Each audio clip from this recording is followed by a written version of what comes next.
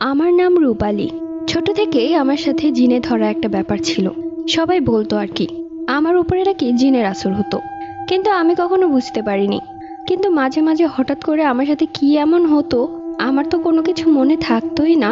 কিন্তু যখন আমার হুঁশ ফিরতো, তখন দেখতাম আমার চারিপাশে মানুষজন বসে আছে, আর আমি আমার শরীরে অনেক ব্যথা অনুভব করতাম। তখন সবাই বলতো আমার ভেতর নাকি জিন এসেছিল। তো যাই হোক, এই জন্য আমার বাবা মা আমাকে অনেক কবিরাজের কাছে নিয়ে গিয়েছিল। কবিরাজ, হুজুর, এমনকি হিন্দু কবিরাজের কাছেও। তারা আমাকে তাবিজ, কবজ, পানি পড়া অনেক কিছুই দিয়েছিল। এমনকি আমাদের বাড়ি বন্ধ করে দিয়ে গিয়েছিল। কিন্তু যেই দিনই তারা আমাকে এই তাবিজ কবজ দিত, তার পরের দিনই সেই তাবিজ কবজ কোনোভাবে হারিয়ে যেত। হাজার খুঁজেও আর পাওয়া যেত না। এভাবেই আমি বড় হই। যখন আমি ক্লাস 10-এ পড়ি, তখন দেখা যেত আমি খুব অসুস্থ হয়ে পড়তাম। এক্সামও দিতে পারতাম না ঠিক মতো। আর তখন সবাই বলতো আমার উপর নাকি জিনের আসর হয়েছে। এই বিষয়টাতে আমি পুরোপুরি অভ্যস্ত হয়ে গিয়েছিলাম। আমার সাথে এত বছর ধরে জিন আছে, অথচ আমি তাকে দেখিনি না, আমি তাকে অনুভব করতে পারি, কিন্তু লোকে বলে। তো যাই হোক, স্কুল থেকে বাড়ি আসা যাওয়ার পথে একটা ছেলের সাথে প্রায় আমার দেখা হতো। ছেলেটা আমাকে পছন্দ করত, আমিও তাকে একটু একটু পছন্দ করতাম। ও আমার ক্লাসেরই একটা মেয়ের ভাই হয়। আমি যখনই এটা জানতে পারলাম, ঠিক তখনই ওই মেয়ের সাথে ভাব জমাতে শুরু করলাম। ওই মেয়েটাও খুব মিশুক ছিল। মেয়েটার সাথে একদিন কথা বলাতেই ওই মেয়েটা আমার বেস্ট ফ্রেন্ড হয়ে যায়।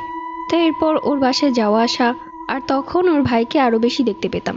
ওর ভাইও তখন আমাকে দেখতে পেত। তো যাই হোক, একদিন ওদের বাসায় গিয়েছিলাম। তখন ওর ভাই একটা চিরকুট এনে আমার সামনে রাখে। অবশ্য আমার বান্ধবী তখন ছিল না ঘরে। ও রান্নাঘরে আমার জন্য চা আনতে গিয়েছিল। সেই সুযোগে আমি চিরকুটটা নিয়ে নেই। বাড়ি এসে চিরকুটটা পড়ি। সেখানে খুব সুন্দর প্রেমের একটা কবিতা লেখা ছিল, যেটা পড়ে আমি তো তার প্রেমে আরো বেশি হাবুডুবু খাচ্ছিলাম। আমিও তাকে এর পরিবর্তিতে একটি কবিতা লিখি, সেই সাথে আমার মনের কিছু কথা লিখি। আর আমাদের চিঠি আদান প্রদানের মাধ্যমটা খুব সহজ ছিল। আমার বান্ধবী, ওর বাসায় যেয়ে কোনো না কোনোভাবে আমি চিরকুট দিয়ে আসতাম। আর ওর ভাইয়ের হাজার কাজকর্ম থাকলেও আমার আশায় বসে থাকতো। তো এমনিই সময় কাটছিল। এরপর আমরা কথা বলা শুরু করি। আস্তে আস্তে আমরা দুজন দুজনকে এত বেশি ভালোবেসে ফেলি যে দুজন দুজনকে ছাড়া বাঁচতে পারবো না। এক পর্যায়ে আমার সেই বান্ধবীটি জেনে যায়।